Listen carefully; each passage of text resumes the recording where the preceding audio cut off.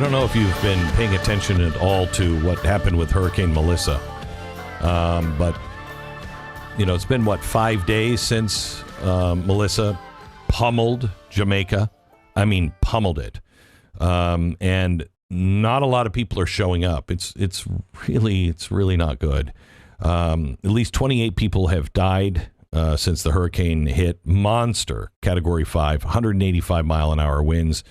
They say just trees are piled up everywhere. 400,000 people in Jamaica have zero power. They don't have cell phone service. They don't have Wi-Fi. They don't have water. And they don't. And again, like I said, nobody's coming.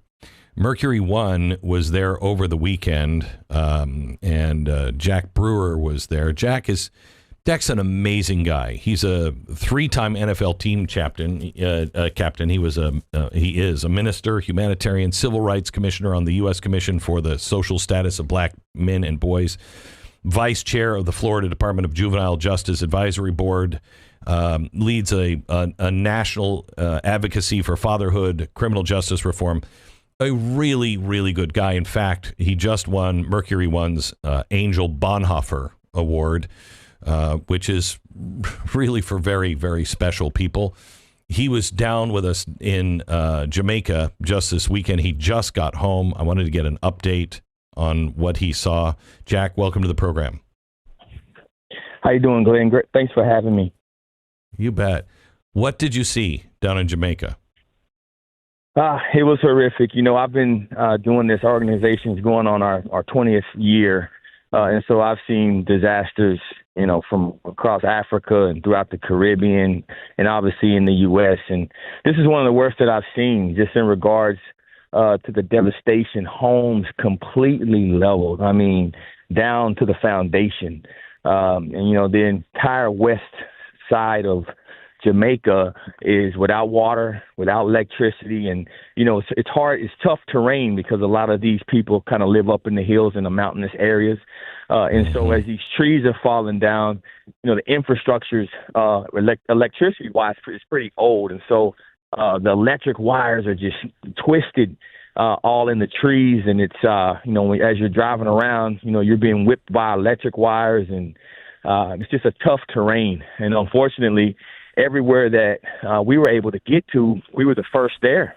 And this is now we're going on 6 days after the storm, and these people don't have water. They don't have electricity.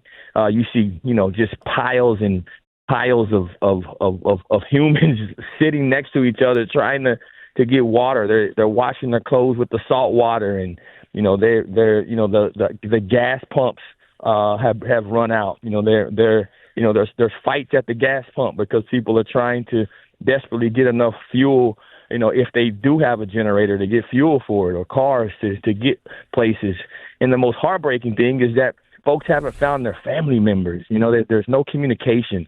We brought several dozen Starlinks with us. We brought battery packs and start to give them to the people, but they haven't communicated with their people. There's still so many folks. I know when I was there, they had just found 6 more bodies in the area, and they were asking us for cadaver dogs and asking us if we could assist with them. And I mean, it's terrible. It really is, Glenn.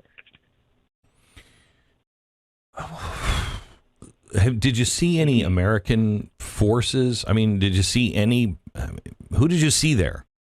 I keep hearing that nobody was there, but there has to be somebody. Nobody.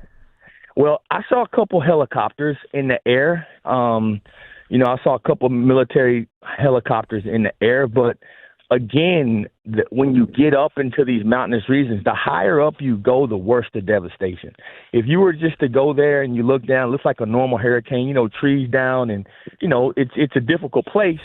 But when you start to go up these mountains, I'm talking about a quarter mile, everything's wiped out. And literally, Glenn, no one has come. I went to village after village, town after town. No aid organization had come.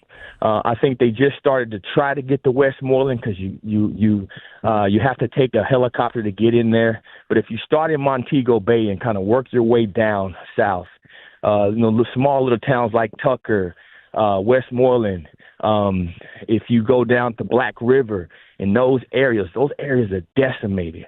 And so, they're sleeping outside.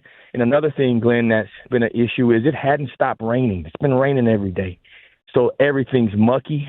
When we got there on Saturday, I mean, literally, we had to divert from a flood. The flood water started rising on our car, got up to almost the window. We had to get out of there. And this was at the time, I think, 3 days after the storm. And so they're still dealing with the water, and now they don't have any shelter. So we've been trying to deliver as many tarps and tents and those type of things that we can just for the short term, because obviously they're going to start dealing with, waterborne diseases and mosquitoes. And so we've been trying to bring as much insect repellent as we can for these people. It's a lot different, and it's a lot different in Haiti. I tell people, the people of Jamaica aren't used to this. They've lived their lives with electricity, and they're not used to living in these type of conditions. And so it's been really rough, particularly on the children of those communities. And, we saw households that, they didn't have a place to go shelter in. I talked to probably 25 different families that were inside of their homes as they blew completely down. I mean, all walls down, roofs torn off their homes. And now all of their belongings are scattered around the neighborhood. It's depressing. I know we're trying to fill a plane. We're sending a cargo plane on Wednesday, and we so desperately need your help. 100% of your donation to M1 right now will go help the people of Jamaica. Can you compare this to what we saw in North Carolina? No question. The difference is in North Carolina, we have something called insurance, and we have, helicopters, and, we have actually, our fellow Americans can get there, In Jamaica, they don't have that option. And it's really depressing because you can tell the people are already, living in poverty. And now, they're dealing with the reality. And I mean, but I will say one thing though, Glenn, the love of God and the thankfulness and the smiling and the worshiping that was happening in these towns I was in, it motivated me. It lifted me up. It humbled me to see people that had literally lost it all. But they were so thankful, and they said, you know what, we're living to see another day. God has given us a chance to recover. We have our life. We have our children. Many of them had lost, loved ones and family members, and so they were just grateful to be alive. And so it was a humbling experience. But, to answer your question, from a destruction perspective, it is very similar to what we saw in the Carolinas. It's just the recovery and the need now, where there's water and food, it's desperate at this time. Yeah, we had really good people drive from all over the country to get there. They just felt prompted to go do it. And, you're not driving to Jamaica. That's right. It's really difficult. Anyway, we have a cargo plane going out on Wednesday. We really need your help. You can go to mercury1.org and donate. We are still in North Carolina. We are rebuilding. We're still in the Texas Hill Country. We're in Alaska after the horrific typhoon that hit just a few weeks back. We are all over, and we're getting ready to go to Africa with the Nazarene Fund to rescue Christians. We really need your help. And again, I give you my word, 100% of it goes right directly to the cause. There's no funding, nothing comes off the top. It will go right to the cause. So go to mercury1.org and help us help people. Mercury1.org. Jack, have you been over and you seen what's happening over in Africa? So I've done extensive work in Africa. I have not directly in the northern portions of Nigeria. I do plan to go there very soon. I have been keeping up. I actually have a number of our partners there. We run about 50 orphanages in Africa, so I'm used to that terrain.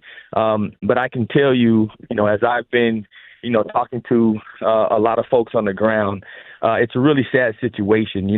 The people that are being persecuted, the Christians that are being persecuted, are the poorest of the poor. These people are living in, conditions where, they don't have running water. Many of them, they live in villages, little means. And so these Islamic groups have really come in and taken advantage of them, and taking over their villages. So one would ask, how are you able to just take over a village? How can you take over that many people? Why haven't they fought back? Well, these are the most vulnerable people in the world, the people that Christ told us to protect as Christians. And so I'm so happy that President Trump stepped in and the statement, and backed up by our amazing Secretary of War, Pete Hegseth. But we got to do something about this. I mean, the precedent that it's setting is one that is dangerous for the world. It's also happening in Sudan, running rampant now. I've heard Sudan is actually, in some ways, worse, and nobody is paying attention to Sudan. I mean, barely anybody is paying attention to Nigeria, but what I'm hearing coming out of Sudan is awful. Yeah, it's awful. It really is awful. And Sudan's a little bit different because you have, it's more of a Muslim country. Nigeria has had a really thriving Christian community, right, in the past. And for some reason, I think this government that they have now has this Islamic influence over it that's really trying to, and they're telling their people that it's propaganda. So if you ask a Nigerian, many will tell you, "Oh, it's propaganda, it's propaganda." But the world's starting to see it, and so I think they'll have to really address these issues and not be able to just use their media to distort the narrative for their people. It's important for the Nigerians, I feel, and I just pray that President Trump and our administration continues to use our influence on the world to protect our Christian brothers and sisters. Jack, it was good to see you the other night. Thank you so much. Appreciate all that you do. Yeah, thank you, Glenn. And just so you know, and all your listeners, man, without Mercury One, we wouldn't be able to do any of this work.